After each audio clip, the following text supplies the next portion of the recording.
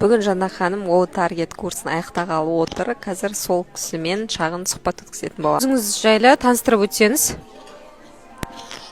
Менің атым Жанна, мен декреттегі анамын, негізгі мамандығым врач. Сол қосымша табыс табу үстіндемін. Таргетті бұрын оқыдыңыз ба, бір кісілерден хабарыңыз болды ма? Жоқ, оқыған жоқпын, бірақ таргет туралы хабарым бар.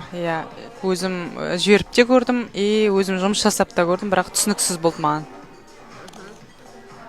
Не себепті мені таңдадыңыз Ақтөбе қаласы бойынша?